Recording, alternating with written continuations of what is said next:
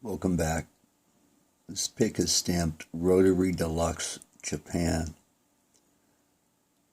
Now, just from that alone, you might have every reason to think that it was made in Japan, sold here. But of these 7 picks up here, they're all stamped Rotary Deluxe Japan, except for this one, which is just stamped Japan. Now, the interesting thing about it is these 7 picks are quite exclusive. They're the only known Japan stamp picks to say Rotary Deluxe. They're all hand beveled. They're not in the traditional shapes that Japanese made and sold in the U.S. by the millions in the 50s throughout the 70s. In fact, I've shown that group right here in the bottom row for comparison. We'll look at some more details on that. This celluloid, dark celluloid here, the type of cork grip right there with that natural cork grip was something the Japanese never used. They had always used the granulated cork. In addition, these are hand beveled. They're in celluloids seen similar or the same as American celluloids during the vintage era, I should say golden age era. I believe these were made prior to World War II, and they were probably made here in the U.S. for Japan. What the Rotary Deluxe means, I don't know.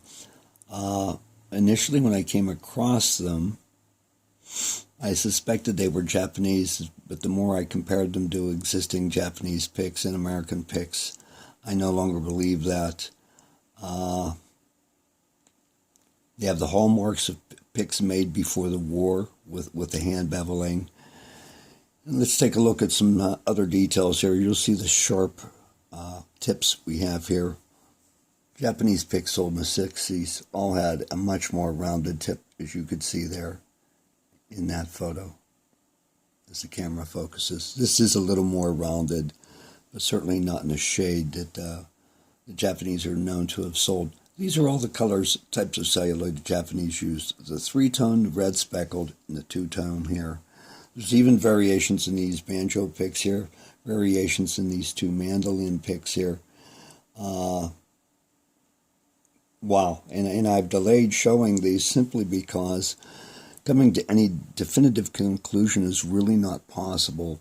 I'm going to go ahead and place them in my American section, even though they are marked Japan. Now, what I did come to learn, in Japan, there were people playing guitar in the 20s, and there were guitar and mandolin clubs that early. That was a surprise to me. I didn't think that the guitar had gained any notice in Japan till after World War II, but that is not true. So, final conclusion, tentative, is they were made in the U.S. for Japan, stamped Japan for that reason here, and intended to be sold back to Japan, but they're only models known to exist, and I sure hope someday that we could find more definitive information on this very rare group of 7 picks.